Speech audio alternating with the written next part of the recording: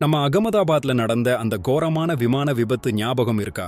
சில வாரங்களுக்கு முன்னாடி நடந்த அந்த பெரிய விபத்துல பிளாக் பாக்ஸ் டேட்டா கிடைச்சிடுச்சுன்னு இப்போ ஒரு சூப்பர் அப்டேட் வந்திருக்கு. கடந்த ஜூன் 12ஆம் தேதி அகமதாபாத்ல இருந்து லண்டன் கிளம்பின ஏர் இந்தியா போயிங் 787 ட்ரீம்லைனர் விமானம் கிளம்பின சில நொடிகளிலேயே மெடிக்கல் காலேஜ் விடுதிகள்ல மோதி நொறுங்கிச்சு. அந்த கோர விபத்துல 142 பேர்ல ஒருவர் தவிர மத்த எல்லாரும் இறந்துட்டாங்க.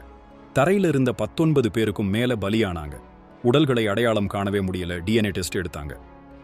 இப்போ ஜூன் 24ஆம் தேதியிலிருந்து பிளாக் பாக்ஸ் டேட்டாவை இந்தியாவிலேயே ஆய்வு செய்ய ஆரம்பிச்சிருக்கிறாங்க நம்ம விமான விபத்து விசாரணை பணியக AIIB அதிகாரிகள்.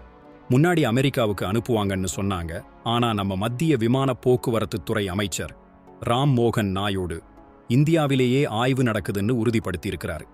இந்த விபத்து கடந்த 10 வருஷத்துல நடந்த மிகப்பெரிய விமான விபத்து. அதனால ஏர் இந்தியா மேலையும் நம்ம விமான போக்குவரத்து துறை மேலையும் பெரிய அளவுல ஒரு கண்காணிப்பு வந்திருக்கு. சமீபத்துல கூட டெல்லி, மும்பை விமான விமானங்கள்ல திரும்ப திரும்ப ஏற்படுற கோளாறுகள் பத்தி நம்ம விமான போக்குவரத்து இயக்குநரகம் DGCA கவலை தெரிவிச்சிருக்கு. முறையான ஆய்வு, பராமரிப்பு இல்லாததால தான் இப்படி நடக்குதுன்னு சொல்லியிருக்காங்க. விமான பராமரிப்பு பொறியாளர்கள் பாதுகாப்பு விதிகளை பின்பற்றலை, சில கோளாறுகளை கண்டுக்காம விட்டுடுறாங்கன்னு சொல்லியிருக்கிறாங்க. இது எல்லாமே பாதுகாப்பு நடவடிக்கைகளை கடுமையாக்கிற முயற்சியின் ஒரு பகுதிதான்.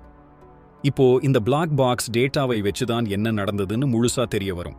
இந்த தகவல்கள் வெளியானதுக்கு அப்புறம் நம்ம விமான பாதுகாப்பு இன்னும் எப்படியெல்லாம் மாறும்னு பார்க்கலாம்.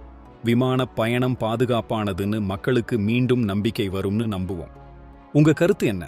இந்த மாதிரி விபத்துகள் நடக்காம இருக்க என்னென்ன நடவடிக்கைகள் எடுக்கணும்னு நீங்க நினைக்கிறீங்க? கமெண்ட்ல சொல்லுங்க.